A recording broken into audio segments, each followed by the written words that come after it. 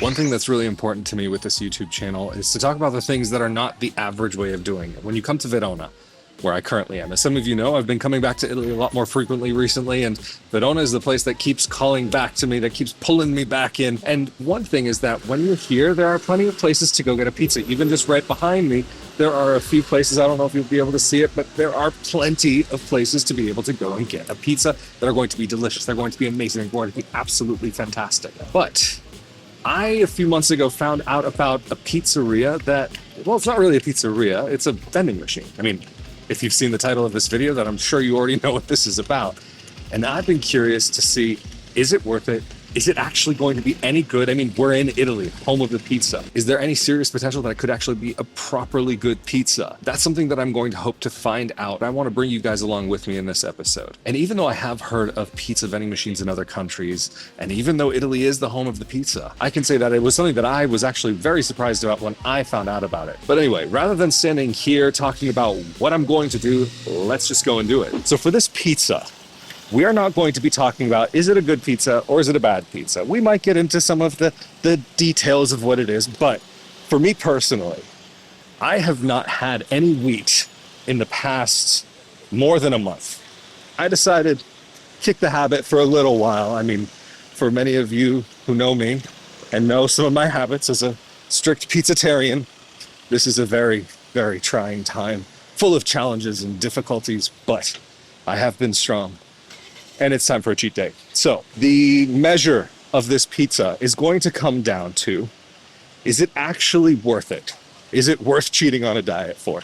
Are the calories actually going to count? I'll admit my expectations are definitely quite low, but the opportunity just seemed too fun not to at least try one time.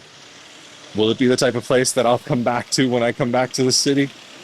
You never know. I mean, if any place is going to have a vending machine pizza that could be good, I would assume that maybe Italy could be the place. I'm not sure if the north of Italy would be the perfect place, but like I said, I'm currently in Verona, so this is where I'm going to do it, and this is where it happens to be. So for some of you who've seen my Verona videos before, you'll know that I was in the historic center and crossed the bridge, but now I am in a neighborhood called Veronetta. And it is, I guess you could translate it to English as Little Verona. I'm probably going to just cross this street here because I have to go this way anyway, but it's a kind of residential neighborhood. You do find also some vacation rentals here. But I would say for those of you who are maybe looking to come to Verona and looking to maybe save a little bit, and even if you're looking to call Verona home, this neighborhood will be a little bit less expensive than the center. However, the cost will still be a little bit up there. The closer you are to the center, the further you go away from the center, the more that, of course, it will go down. So now we are going from the main road off to a little side street because this pizza place happens to be on a little bit of a back road just parallel to the main area. At the time of recording, this is currently early September.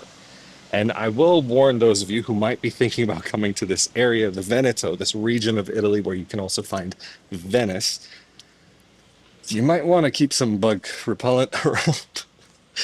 I wore shorts today and I am regretting it. I wore shorts because it's hot out, but the mosquitoes are out in full force and my legs, I'm sure, will be full of bites by the time that I get back to where I'm staying. So just a little warning as a side note, just before we get to this pizza place, and actually I think getting quite close to it now. It should be just around the corner here, if I have understood Google Maps correctly.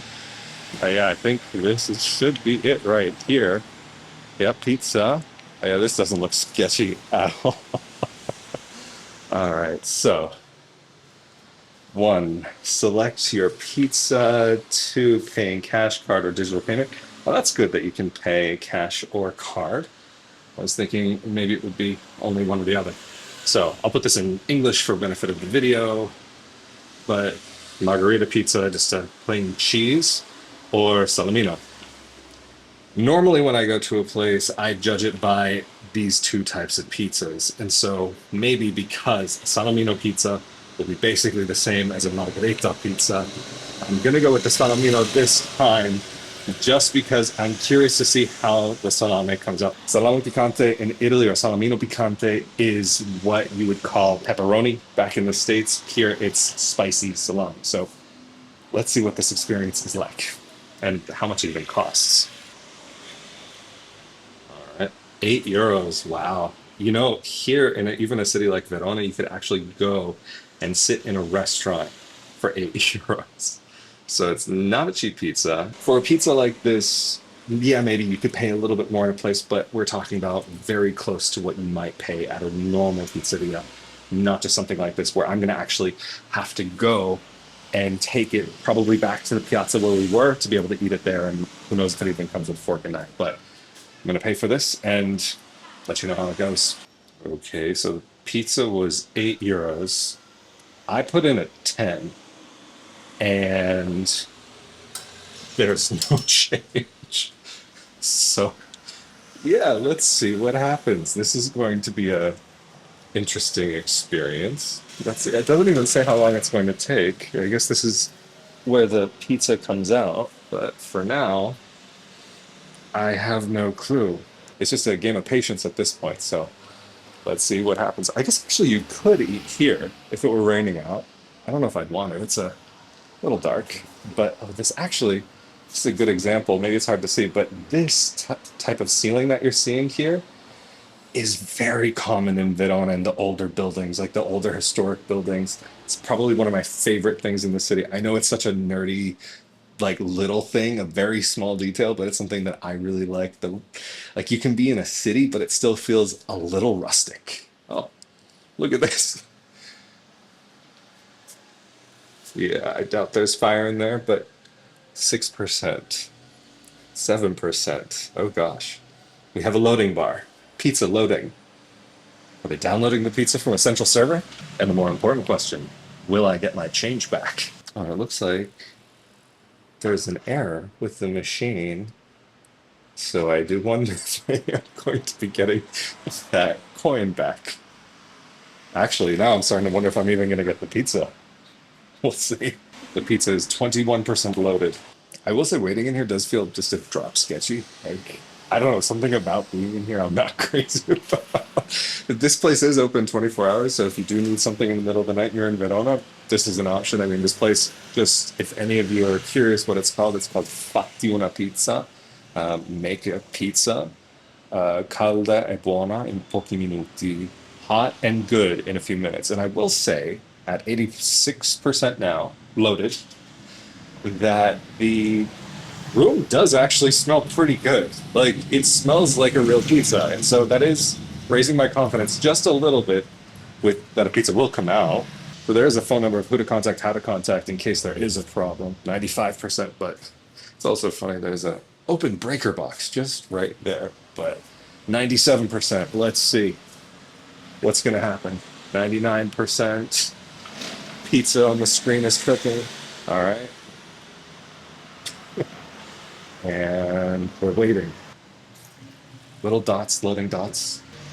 Oh, here's something. Oh, there it is.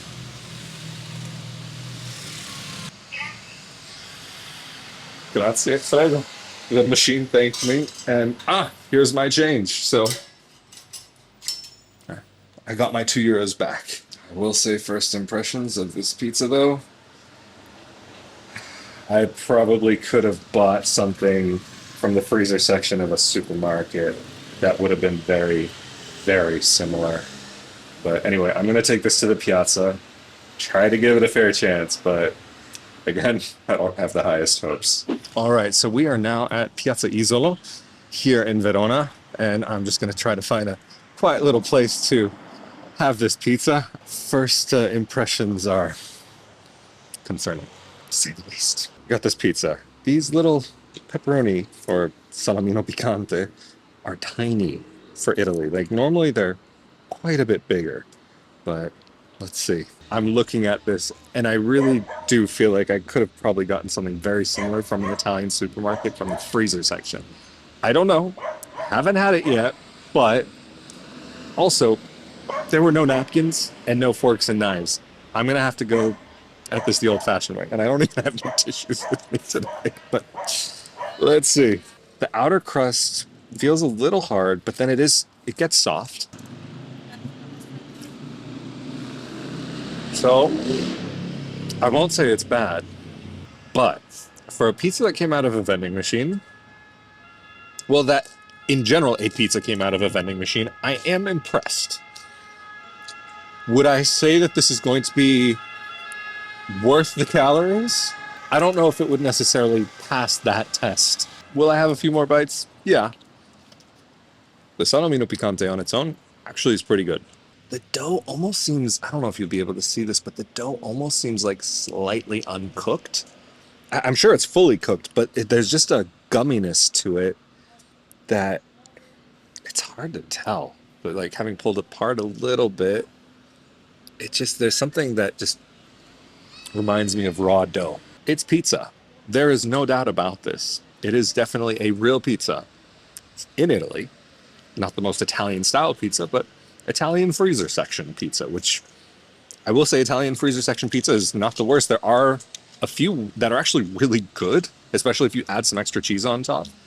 This might not be quite at that level, but if I were really desperate, maybe. Especially, not that I'm ever looking to go get a pizza at 2 o'clock in the morning, but if I were desperate and it were 2 o'clock in the morning, if it were possible to pre-order, because I wouldn't like hanging out in that place. There's just something about it that, for me personally, not my favorite.